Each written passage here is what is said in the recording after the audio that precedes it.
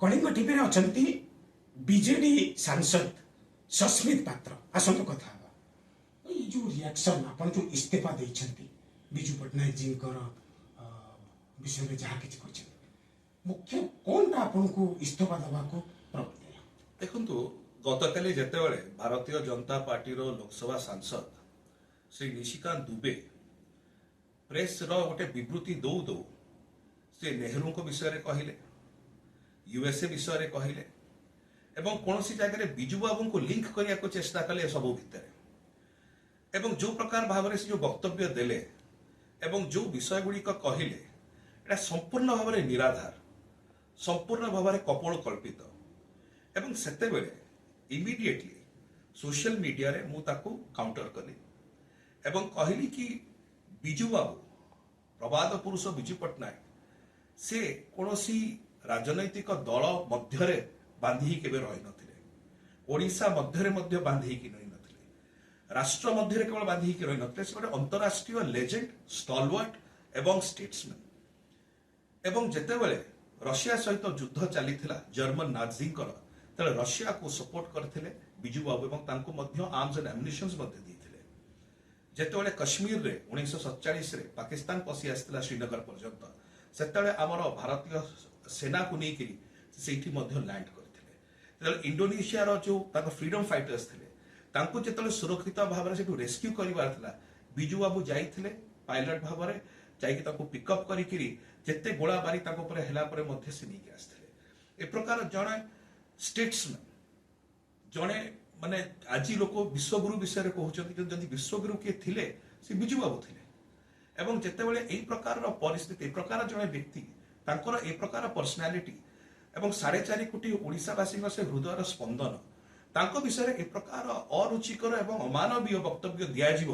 जहाँ संपूर्ण विभ्रांतिकर एवं मिथ्या मुझे बहुत आंदोलित हेबी एवं तापर इमिडिएटली मु गतकाली राति रे ही रिजाइन कली कारण श्री निशिकांत दुबे होचंती हम कम्युनिकेशंस एवं आईटी कमिटी रो चेयरमैन मु से सदस्य अच्छी एवं मु अनुभव कली कि तांकर अध्यक्षता रे मु से कमिटी रा काम करि परिबिनी जेतेबेले से ए प्रकार वक्तव्य दैचंती बिजू बाबू को ऊपर मु हृदय आंदोलित हैला एवं गतकाली राति रे ही मु ऑनरेबल चेयरमैन राज्यसभा को मोर इस्तीफा देबी भाई एटा को नहीं निश्चित भाव में प्रतिटी ओडिया निश्चित भाव में आज आहत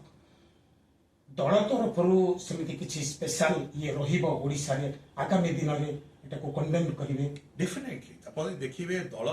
तरफ रु आपण देखिबे माननीय आमर सांसद माने सेमान मध्य को दृढ़तार सहित कंडेम करचंती सोशल मीडिया रे मध्य आपण देखि परथिबे स्टेटमेंट्स मध्य दिया जाईची एवं आगामी दिन मानकर मध्य दल ताकू बहुत जोरदार विरोध करने सहित ओडिशावासी पाखे नहीं पहुंचेब कारण बिजू बाबू केवल जे बिजू जनता दल पर्यंत सीमित से नुह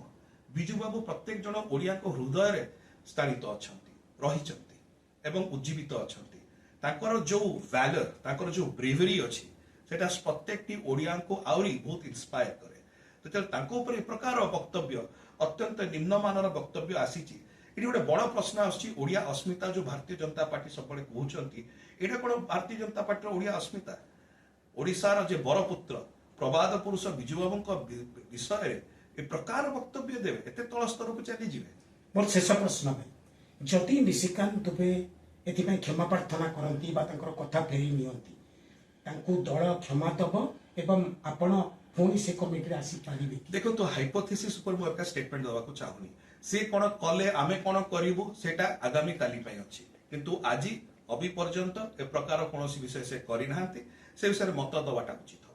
प्रधानमंत्री को आपण ए विषय जणैबे बिजू जनता दल सांसद सेटा कोन हबो आगामी दिन मानकर बिजू जनता दल सांसद माने एवं बिजू जनता दल हमर बिजू परिवार से माने निश्चित ता ऊपर गोटे निष्पत्ति करिवे केमती आको आगे अछि कलिंग टीवी संगे कथा हबा पई बहुत बहुत धन्यवाद कैमरामैन अच्युत भोई सहित मो आशुतोष राउत कलिंग टीवी दिल्ली।